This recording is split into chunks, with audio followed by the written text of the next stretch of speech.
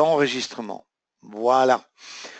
Bon, bienvenue à tous à cette session de Trading Live. Je m'appelle Wim Lievens et je vais vous montrer ce que je fais normalement l'après-midi sur les marchés américains. La plupart d'entre vous, vous savez que je trade je trade avec des bougies d'envergure. Je vous dirai un peu plus là-dessus. Je ferai avec vous l'analyse très simple que je fais tous les matins sur le DAX et l'après-midi sur le mini Dow. Et voilà. Comme toujours, vous aurez quelques renseignements, quelques informations plus tard après le webinaire, mais bien évidemment, si vous avez des questions, n'hésitez pas, j'essaierai au mieux de répondre à vos questions, bien évidemment. Et voilà. Aussi, normalement, si tout se passe bien, hein, techniquement, il y aura un enregistrement que vous pourrez trouver sur ma chaîne YouTube et probablement aussi sur la chaîne YouTube de Self-Invest. D'accord? Bon, comme toujours, je fais d'abord une analyse et je regarde pour ça chaque fois le 60 minutes et le 5 minutes. Et je veux juste avoir une idée où je suis, où je suis par rapport au mouvement que je vois, support, résistance, aussi le haut et le bas de la journée précédente. Maintenant, regardez ici sur le 60 minutes. Vous voyez les deux lignes noires, ben, en fait c'est très simple, c'est le haut et le bas d'hier. D'accord? Et vous voyez bien évidemment que ici on a eu un mouvement très important hein, depuis midi, grosso modo, sur le marché. Maintenant, moi, ça m'intéresse toujours de voir où je suis par rapport au et bas d'hier. Maintenant, évidemment, il y a un mouvement très important déjà, mais souvent, on peut être plus près ou plus loin du haut, du bas de la journée précédente. Et pour moi, c'est assez important. Ce que je regarde aussi, évidemment, c'est les niveaux de support et de résistance, soit sur le 60 minutes, soit sur, hein, vous voyez ici, je peux aller plus loin, sur le 5 minutes. Et évidemment, ce que je regarde aussi, c'est les chiffres ronds, hein, dans ce cas-ci, 20 800, 20 900, enfin, parce que bon, on pourrait avoir des niveaux vers où le marché veut aller ou qui veut aller tester. C'est surtout dans cet esprit que je regarde ça. Je suis sûr que vous avez déjà remarqué que je n'ai aucun indicateur sur ces graphiques. Non, c'est juste une idée pour savoir où je suis. Je fais la même chose sur les 5 minutes. Bon, là, il n'y a pas beaucoup à voir. La dernière heure, le marché est vraiment dans un range.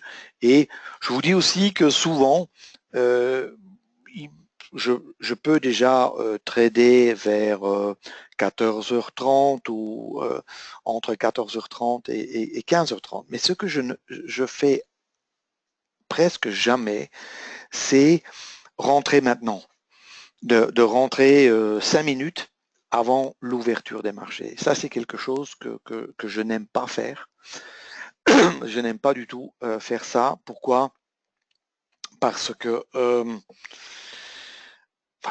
la plupart d'entre vous qui ont un peu d'expérience là-dedans, vous voyez que quand le marché ouvre, c'est-à-dire à 15h30, vous avez parfois des mouvements très nerveux, très violents. Maintenant, où j'obtiens le canal? Ben, c'est très simple, c'est dans les indicateurs. Ici, c'est indicateur, je pense, simple ou express, ou c'est attendez, il est pas ici, il est dans les express, il est là. Ici, et c'est sous le P, je pense. Là, celui-là. Voilà. Previous day high low. D'accord? Voilà. Mais maintenant, j'en ai mis le trop. Attends, je vais les enlever. Voilà. Et enlever. Supprimer. Voilà. Le tout qui est bien mis. Maintenant, je trade uniquement sur des bougies d'envergure absolue. C'est-à-dire, je ne trade jamais sur des bougies temps. Une bougie d'envergure, c'est quoi? C'est une bougie, comme vous la voyez ici, qui est uniquement fait sur base de mouvement. D'accord?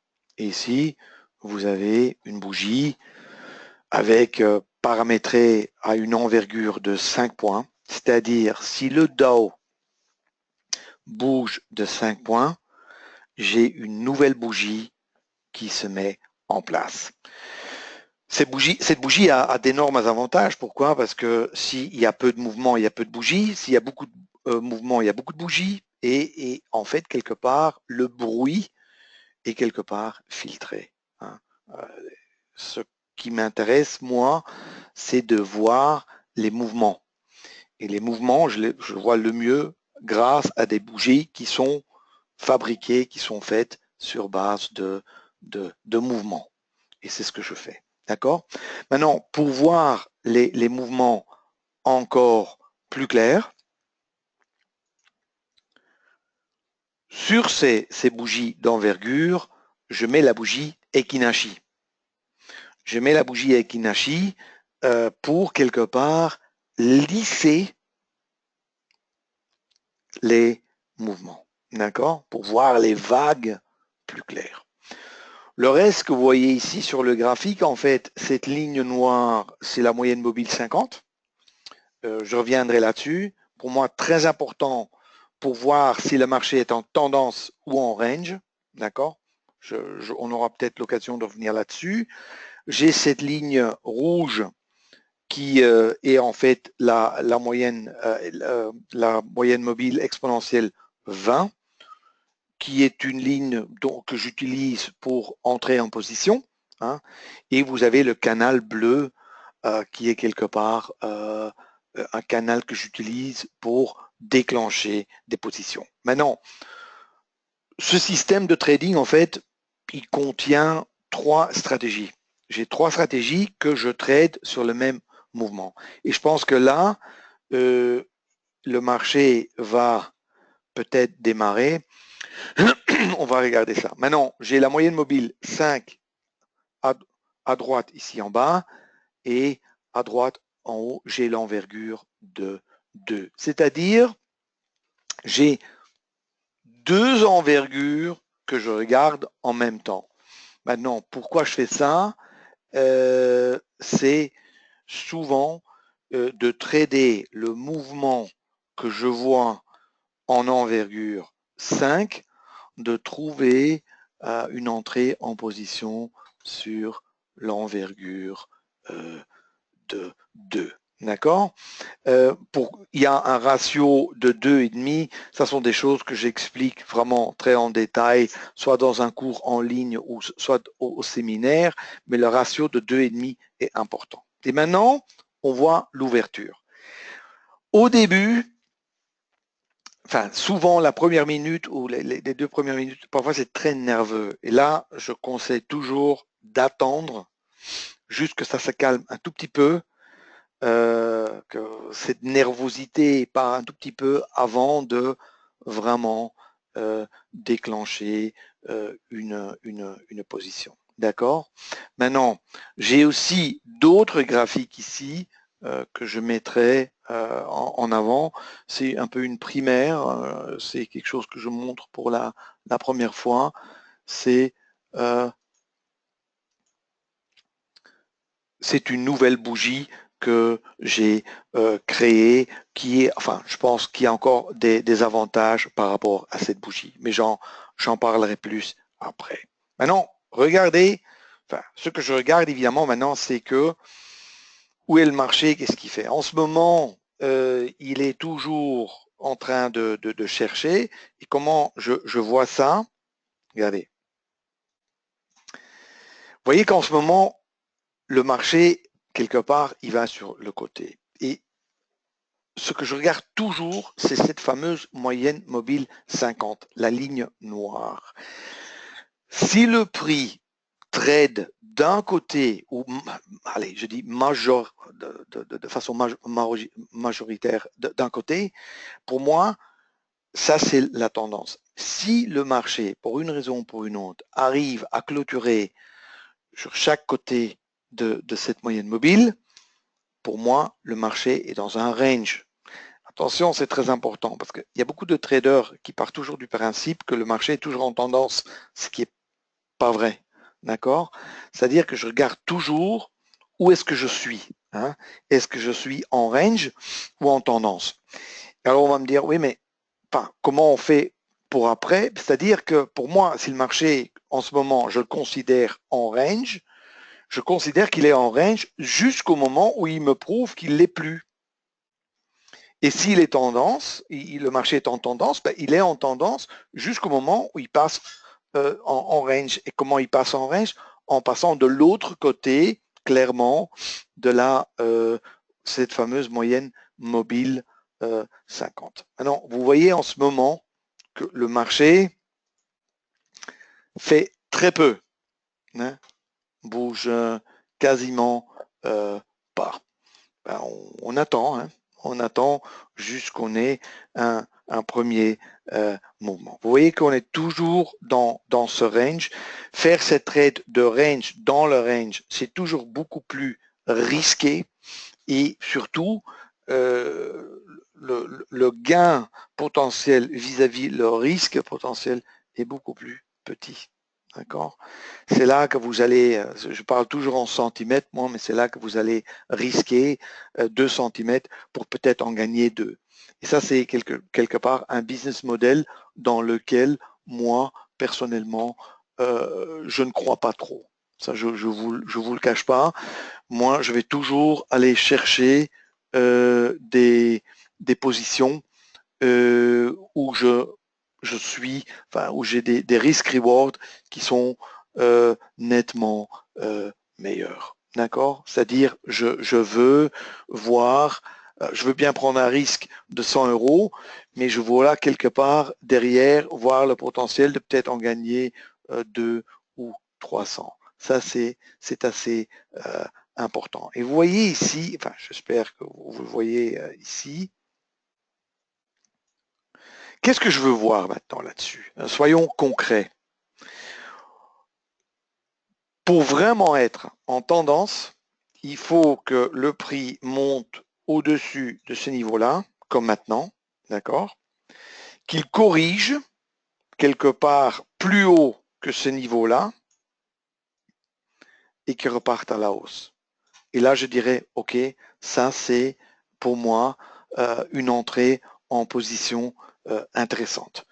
Entrer là-dedans maintenant, c'est pas possible. C'est mauvais parce que j'ai beaucoup trop de risques là en bas. C'est-à-dire que il faut qu'il corrige. Il faut qu'il corrige pour me donner la possibilité d'entrer en position. D'accord? Bon, on va regarder ça. Attendez, je vais nettoyer un tout petit peu. Voilà. Et ça, je sais que c'est parfois difficile et même un peu frustrant parce que jamais on pouvait savoir qu'il allait partir. Bon, maintenant, j'aimerais qu'il corrige. J'aimerais qu'il corrige de nouveau en dessous de la ligne rouge, la moyenne mobile exponentielle 20, d'accord?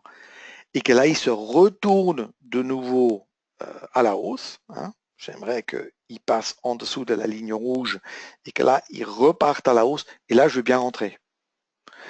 Là où il est là maintenant, à la hausse, je ne rentre pas. C'est trop tard. D'accord? Et c'est pour ça, on me demande toujours combien de trades j'ai comme ça. Ben, je dois dire, une matinée, c'est, je dirais, 3-4 trades en moyenne, entre 8h30 et 11h. Hein, 2h, 2h30, ça me fait 3-4 trades en moyenne. Et l'après-midi, puisque je ne trade pas aussi longtemps, c'est en fait juste l'ouverture souvent j'en fais qu'un ou deux, si j'attrape le mouvement ou pas. D'accord? C'est pas que ici, je vais passer 7 ou 8 trades et essayer de trader chaque petit mouvement ou chaque petit croisement. Non, je veux vraiment voir un setup, je veux vraiment voir une position qui pour moi est intéressante. D'accord? Et là, on voit que le marché, il commence à corriger. C'est ce qui est très bien. D'accord? Ok, ben on attend. Espérons qu'il va plus loin. Hein? Ça, c'est toujours intéressant de voir ça. Je vais aussi vous montrer l'autre graphique. On attend. On attend. Ah, il faut que vraiment qu'il passe. On attend.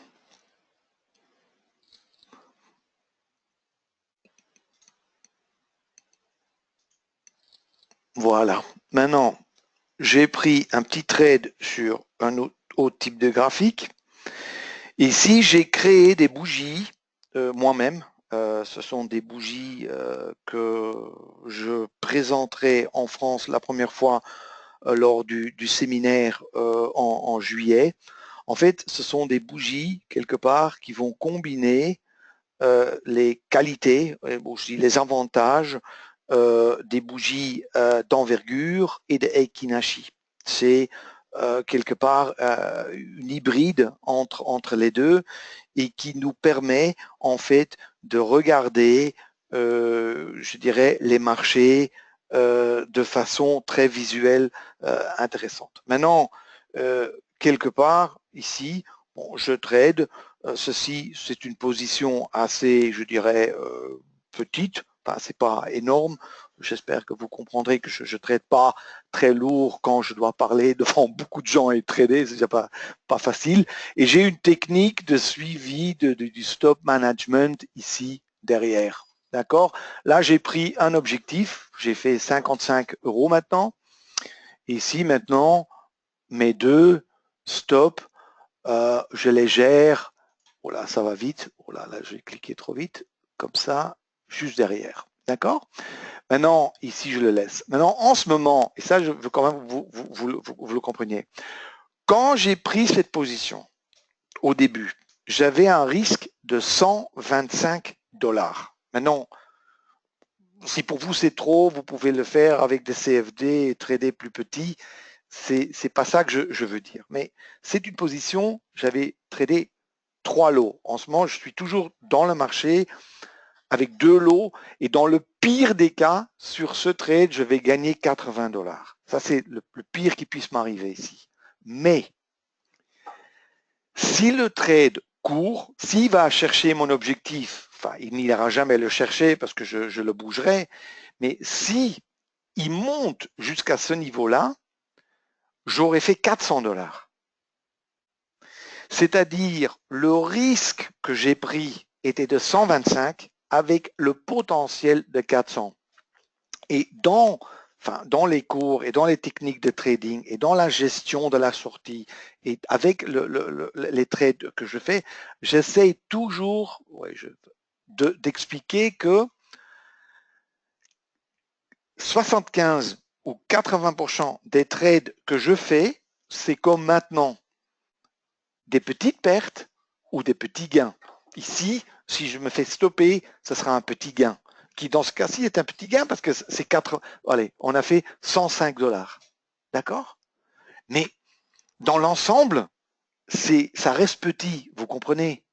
Maintenant, vous pouvez aussi le trader avec 50 $. Mais ce qui est important à savoir et à comprendre dans le modèle de trading, c'est que 75% des trades, c'est que du boulot. C'est des petites pertes, des petits gains. Et que 20 à 25% des trades, ils vont faire un mouvement important. Et c'est quand je suis en train de trader, c'est celui-là que je veux pas louper. C'est celui-là que je veux pas rater. C'est pour ça que parfois, ça arrive souvent que le premier trade de la session est un trade perdant. Pourquoi? Parce que je vois par exemple, j'ai un signal où le marché bouge à la hausse ou à la baisse, ben, moi je rentre. Puisque si c'est le bon mouvement, je ne suis pas dedans, je ne l'ai pas. Bon, si c'est la mauvaise direction ou c'est pas le mouvement qui continue, ben je perdrai mes 100 $. Et je repasserai une deuxième fois. Et si je dois une troisième fois, pourquoi? Parce que je sais si j'attrape le mouvement qui court un tout petit peu, même un peu, il ne faut pas que ce soit des mouvements énormes, ce ne sont pas des trades exceptionnels. Vraiment, un trade sur 4 se déroule vraiment avec un beau mouvement. Ben, à ce moment-là, vous gagnez nettement plus avec une gestion de position correcte. Vous gagnez nettement plus que vous allez perdre sur les petites pertes.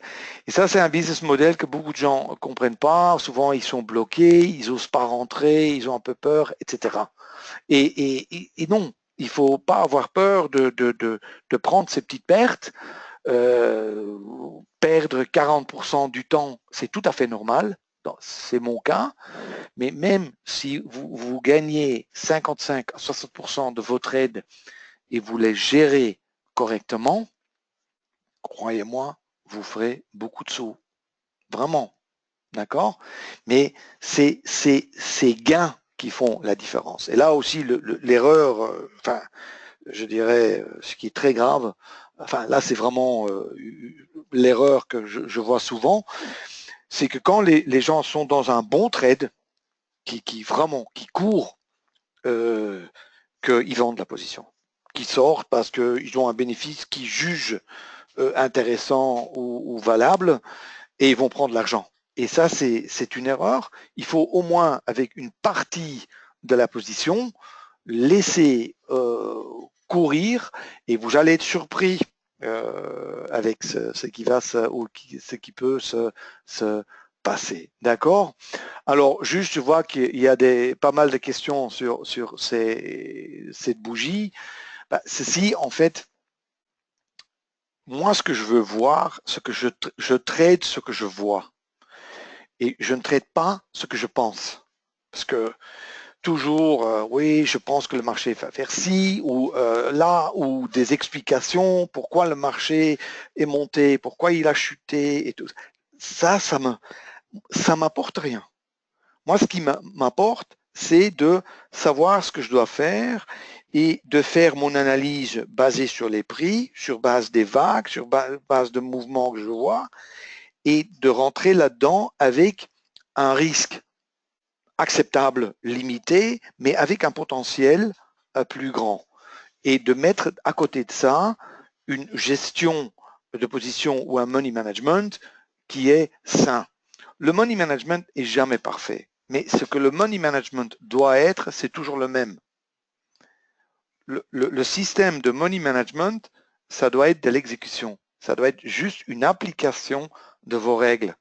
Si à chaque fois, quand vous êtes dans un trade, vous commencez à réfléchir et à penser ce qu'il faut faire, ça n'ira pas. Il faut, à l'avance, savoir, bon voilà, moi j'ai un money management, il gère une partie de ma position comme un scalping et une partie de ma position comme un trade à plus long terme si le marché court, parce que ça à l'avance, je ne sais pas. Et j'ai un système de money management là derrière très, comment dire, très rigoureux, à 100%, hein, il n'y a jamais de discussion à ce qu'il faut faire. À ce moment-là, je dirais le trading devient beaucoup plus facile Parce que si à chaque fois, il faut réfléchir ou penser et faire une fois une chose et puis l'autre fois autre chose et puis se dire zut, j'aurais dû faire ci ou j'aurais dû faire ça, là ça va, comment dire, ça va devenir très difficile et mentalement les gens ne tiennent pas et il y a de quoi. C'est pour ça qu'un money management clair et ça peut être un peu plus ci ou un peu plus là, hein, ça peut être un peu différent, mais à partir du moment où vous vous êtes mis d'accord sur un money management quelconque, vous devez l'appliquer.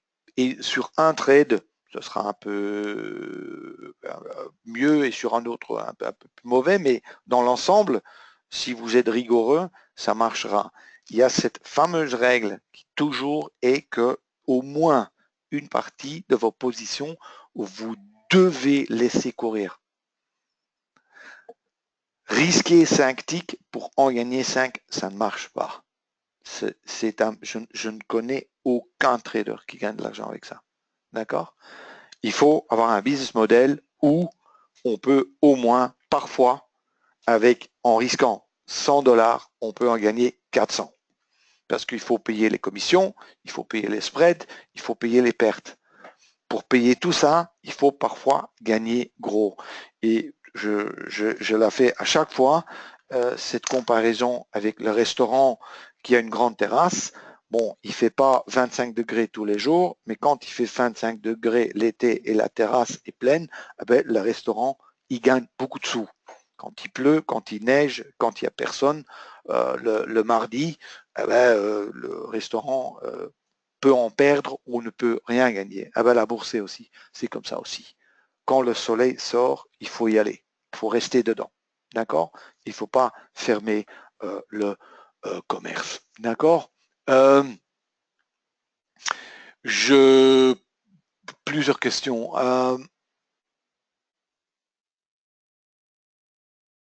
Oui, la volatilité, en effet, oui, Jean-Claude, la volatilité permet de confirmer ce qu'on voit. C'est tout à fait ça.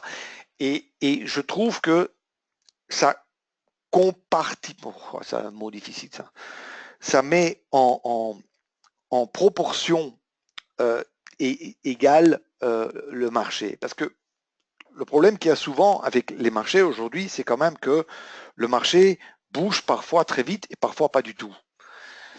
Et là, si vous êtes par exemple en 5 minutes ou en 3 minutes même, vous avez des bougies énormes. Et là, vous dites, oh là, regardez quel mouvement, mais vous n'êtes pas dedans.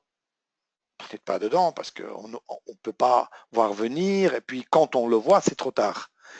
Ça, vous l'aurez moins avec cette bougie-là. Aussi, c'est qu'il y a, je pense, avec cette façon de quelque part couper le graphique et le marché dans des morceaux égaux, c'est que quand vous allez rentrer quelque part, les stops et les objectifs que j'ai mis en proportion basés sur l'ATR sur cette bougie vont se mettre quelque part à l'endroit qui est en relation avec la volatilité.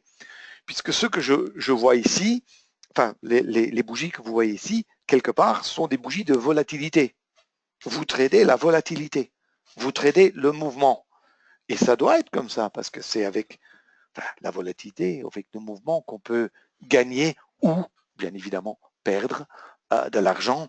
Le temps, pour moi, ça pose un problème. Pourquoi? Parce que dans le temps, parfois, le marché bouge trop vite et je n'arrive pas à entrer. Ou parfois, le marché ne fait rien du tout. Et là, je suis là en train de regarder des bougies qui ne veulent rien dire. Et le pire, c'est que parfois, à force de regarder ces bougies longtemps, les gens commencent à s'imaginer plein de choses, à voir des choses qui sont manifestement pas là. D'accord? Et ici, vous allez voir, enfin, le marché en ce moment ne fait pas énormément de choses, mais j'espère que on voit ici, par exemple, ceci est un setup. Attends, je vais le dessiner. Je ne peux pas trader maintenant parce que quand je commence à dessiner, je ne peux pas trader. Mais regardez, vous voyez, Je vois cette vague, d'accord? Celle-là, d'accord? Je vois que ça revient ici, dans cette zone foncée, qui est ma correction. Je rentre là. D'accord? Maintenant, on voit quand même clairement qu'en proportion, ça tient la route, ça. C'est 2 cm. Maintenant, ici, les bougies, ça c'est faux, hein, ce qui est marqué 2 Renko, c'est parce que c'est pas encore, ça n'a pas encore été adapté, mais en fait, c'est pas une bougie Renko, c'est autre chose. Ça, c'est mis comme ça, mais c'est pas ça. Et quand vous voyez ici cette petite distance, ben, moi, la seule chose que je voulais, c'est que avoir ce mouvement-là. Maintenant, hélas, je n'ai eu que 105 $ parce que je me suis fait stopper là. Maintenant, si j'aurais été pas dans le webinaire, je serais rentré ici à nouveau. Et je serais sorti là. Voyez? Avec ce genre comment dire, pour montrer le marché, on voit très clairement les étapes. On voit très clairement les niveaux. D'accord? Et je le mets évidemment sur différentes envergures. Attendez, je nettoie juste un tout petit peu. Regardez, voilà, ok. Regardez, ici vous avez la même chose, mais en envergure. Enfin, je ne pourrais pas dire envergure, mais c'est ma bougie 5. Et maintenant, je pense, enfin, je m'attends quelque part que le marché va de nouveau corriger. Pourquoi? Parce qu'il va quand même, tôt ou tard, il doit retourner vers cette bande centrale quand le marché est en tendance. Et ici, il est en tendance. D'accord? C'est-à-dire qu'il fait des vagues, hein? Comme ça, comme ça, comme ça. Et maintenant, je pense qu'il y a réellement de chances qu'il chute. Si je vois cette chute sur une autre envergure, je peux, et j'ai des signaux, j'en ai plusieurs, j'appelle ça, ce sont des trades, ça s'appelle triade, attends, je vais vous le noter, triade, T-R, j'écris mal, hein, triade, comme ça, triade, et triade veut en fait dire, c'est un groupe de 3,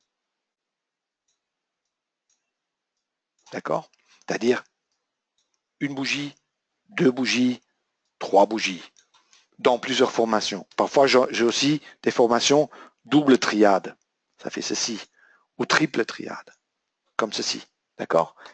Et là, derrière, évidemment, il y a des setups, puisque ça dit quelque chose sur le mouvement de prix.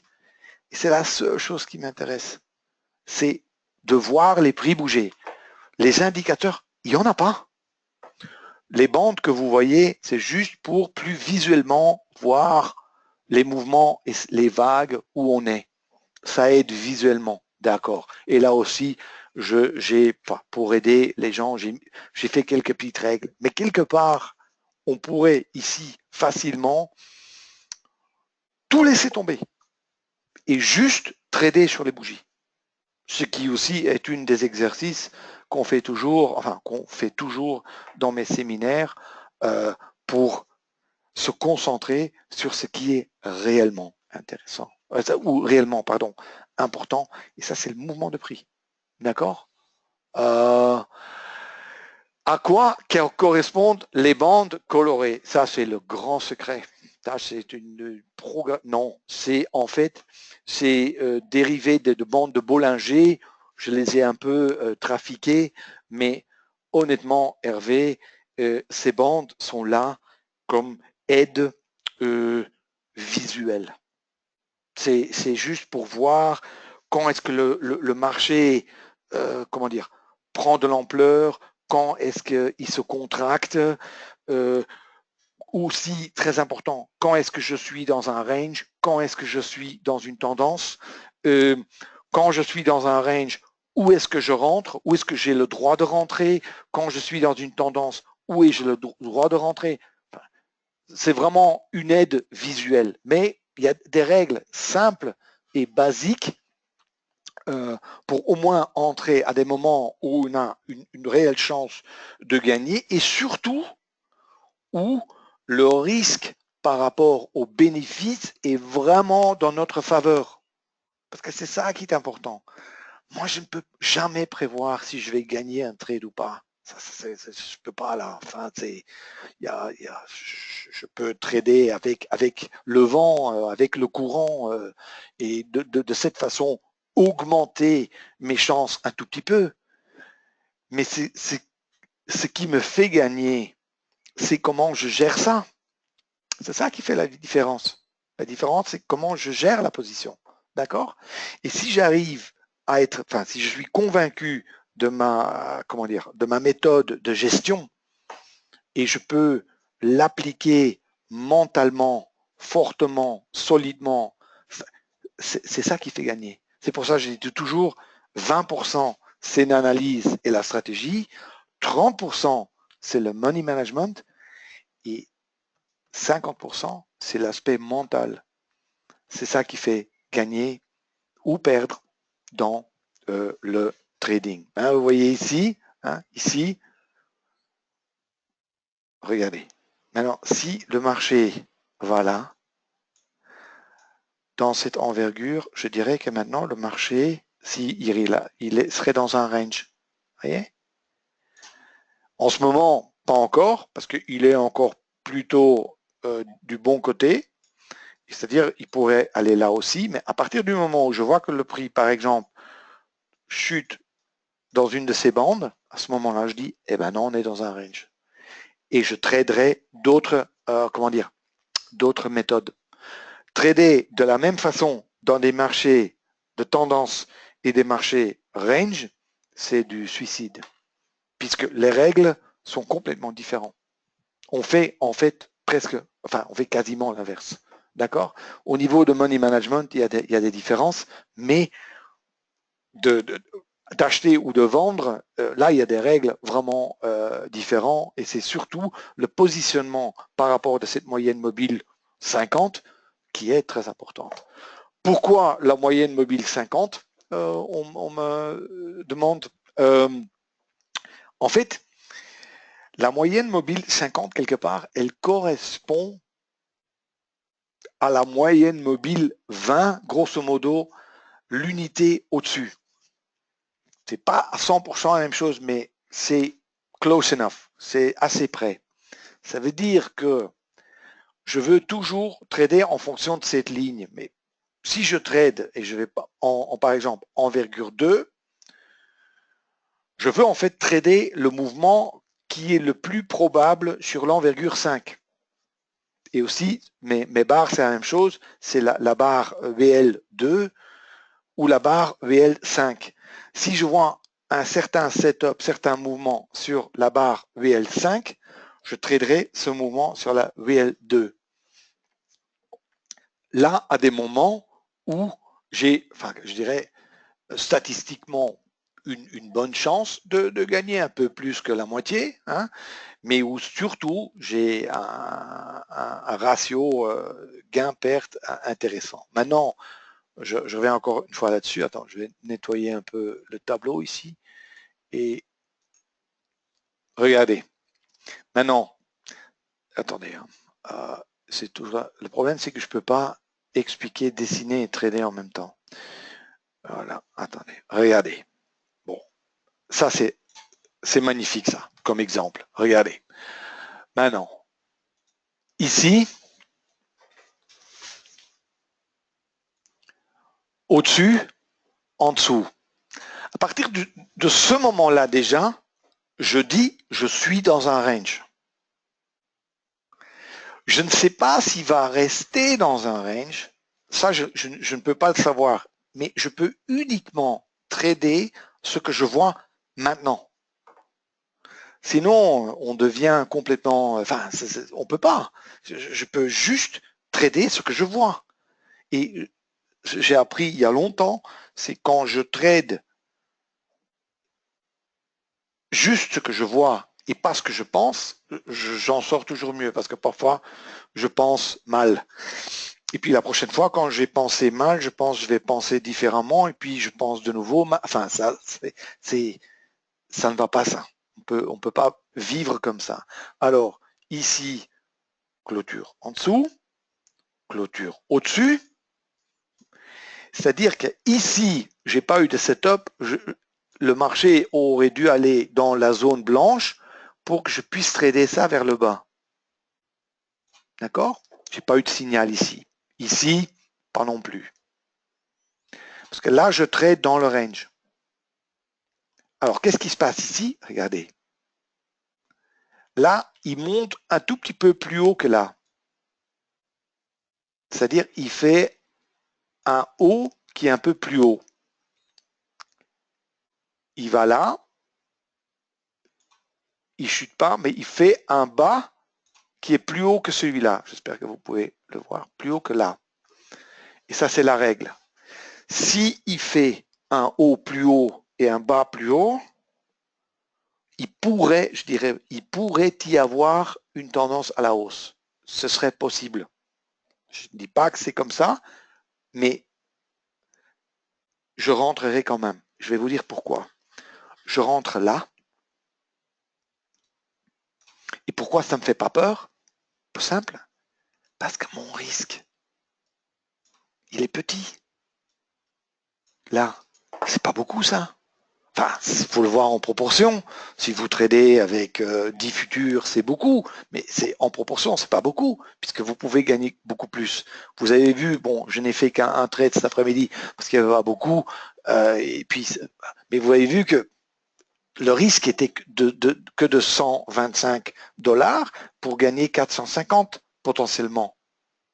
Mais ici, c'est la même chose. Si vous le faites en CFD, à quelques CFD, vous aurez peut-être un risque de 40 $ ou de 50 $ avec un objectif, enfin potentiel de, si ça se passe bien, 150 ou 200. Vous voyez? Et ça, c'est le ratio qui est important. C'est-à-dire que un haut plus haut et un bas plus haut. Et là, je ne vais pas attendre, comme on dit dans certains livres, jusque ce niveau-là est cassé pour entrer là. Alors là, non. Ça, c'est de l'investissement. Ça, c'est pas du trading, ça. On risque là. Et là, on me dit, oui, oui, mais ça aurait pu tourner et aller plus bas. Eh ben oui. Ah oui. 40% des cas, je perds. C'est comme ça. Pas toujours la totalité, mais c'est comme ça. D'accord? Alors, supposons qu'on n'est pas dedans, qu'on a raté l'entrée. Là, de nouveau, il y a une deuxième chance. C'est ici. Là. Près de la bande foncée. Et c'est un trait de tendance. Ici, de nouveau, là, c'est pas assez loin. Vous voyez, ici, il aurait dû aller un peu plus loin. Là, je ne serais pas rentré. Vous comprenez? Et chaque fois, quand je suis dans une tendance et j'attends que le marché corrige dans cette zone de correction, j'achète avec un risque limité, un money management clair derrière, et ceux qui viendront au séminaire vont le voir, où clairement, j'apprends des techniques avec 2 objectifs, 3 objectifs, ou, et ça c'est la dernière étape, pas d'objectif. C'est-à-dire où on trade uniquement en bougeant le stop, il n'y a pas d'objectif.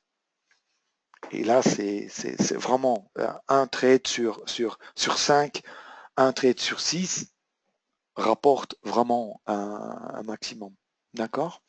C'est une question. Il y a des gens qui quand même veulent en cours de route prendre un petit bénéfice, surtout au début, mais je dois dire, ceux qui appliquent les méthodes de trading, même sur les setups que vous avez dans le pack, dans le store de Self-Invest, il y a pas mal de traders qui, à un certain moment, après la pyramide, c'est-à-dire pyramide, c'est comme ça, hein, c'est de vendre par exemple un lot là, 2 ici, 3 là et 4 là par exemple, c'est que carrément ils ne vendent plus rien et ils gèrent la position entièrement en bougeant les stops. Pourquoi? Parce qu'ils ont compris que si on attrape un mouvement,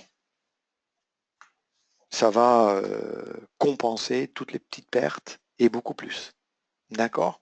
Et ça, c'est toujours le message que j'essaye de faire passer. Mais là aussi, ce que je veux essayer, ou le message que je veux toujours essayer de faire passer, c'est que quand on est dans une zone comme celui-ci, je vais changer de couleur là, parce que là, ça va pas du tout.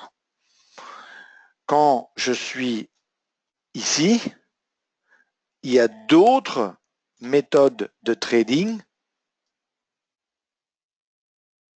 que dans des zones pareilles. Les techniques sont complètement différentes. D'accord? Et le money management est un peu différent. D'accord? Voilà. Attendez, je nettoie un tout petit peu. Question aussi,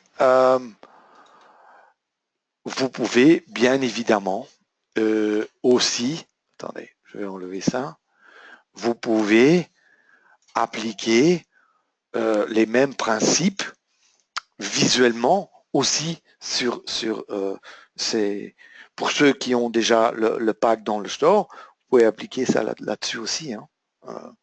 Les méthodes, les mouvements sont exactement les mêmes. Mais ce qu'il faut surtout garder en tête, c'est que le trading en range et le trading en tendance, c'est pas la même chose. Et qu'il faut reconnaître où on est en ce moment. C'est-à-dire, je ne peux pas savoir où je serai dans 5 minutes, mais je peux constater où je suis maintenant et de trader en fonction de cela. D'accord? Et ça, c'est ce que j'essaye, d'apprendre aux gens. Si vous arrivez à faire cela en combinaison avec un money management sain, ça c'est, je pense, le plus important. Question aussi, pourquoi plusieurs objectifs et plusieurs stops? En fait, je coupe ma position, pour faire simple, en deux trades. Supposons que comme tout à l'heure, j'avais acheté 3 lots. Maintenant, et j'avais coupé ma position en 2. J'avais considéré que sur les 3 lots, il y avait un lot que j'allais trader à court terme.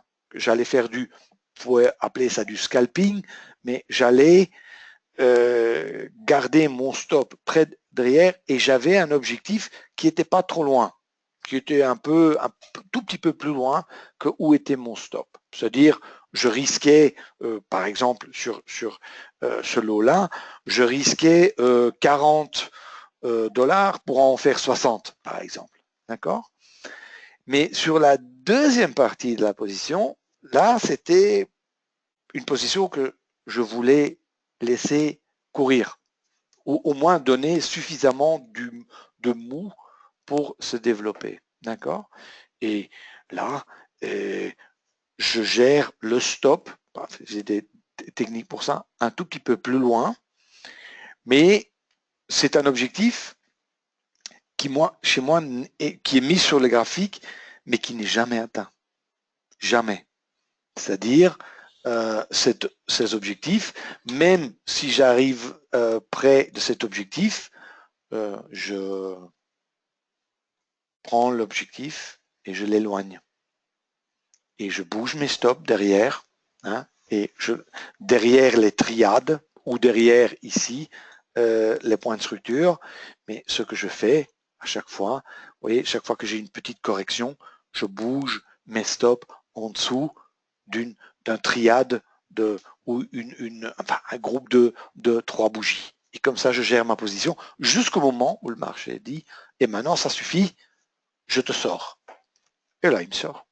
D'accord? Mais vous serez surpris jusqu'où ça peut courir. Et aussi, à quel point c'est plus facile de juste appliquer ces règles et de laisser le marché décider où il veut aller, au lieu d'avoir une idée fixe ou une conviction ou des explications où on veut tout pouvoir expliquer où le marché veut aller, où je pense que c'est quelque part une perte de temps quasiment, parce que ce sont des choses qu'on ne peut pas contrôler, et c'est pour ça que je ne pense pas qu'il faut y consacrer trop d'attention, trop d'énergie, et de se concentrer sur ce qui est réellement intéressant, c'est-à-dire l'analyse, où est-ce que je suis, et est-ce que je suis dans une range ou une tendance, où est-ce que j'ai statistiquement des chances pour gagner,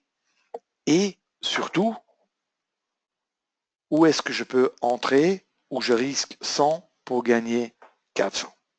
Ça, c'est le plus important. Bon, j'ai pas mal de demandes là-dessus. Je fais ce genre de formation pas très souvent. Je consacre qu'une partie de mon temps à ça. Mais je peux déjà vous dire, et je le mettrai dans un mail ou les infos que je vous ferai parvenir après, mais il y a une formation là-dessus le 6 et le 7 juillet à Paris. Comment ça se déroule? Ben, c'est très simple. Les gens qui se sont inscrits ont déjà reçu le cours en ligne pour apprendre des bases sur la plateforme, l'analyse de marché professionnel et les techniques d'entrée en position. Et là, ces 2 jours-là, c'est vraiment la pratique, exercice, exercice, exercice, répétition, répétition, répétition. C'est le seul moyen, je pense, pour apprendre à faire ce beau métier de trader. Voilà, je pense que j'ai fait le tour pour aujourd'hui. Hein. On a eu enfin, on aurait dû commencer à midi aujourd'hui, mais ça aussi, ou à 1 heure, hein, ça c'est toujours facile à dire après.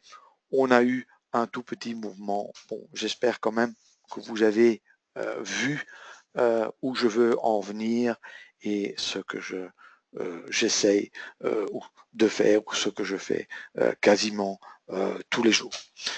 Si vous avez des questions par après ou des remarques ou quoi que ce soit, bon, n'hésitez pas de me contacter. Sinon, il me reste à vous souhaiter une excellente journée et j'espère à bientôt. Au revoir.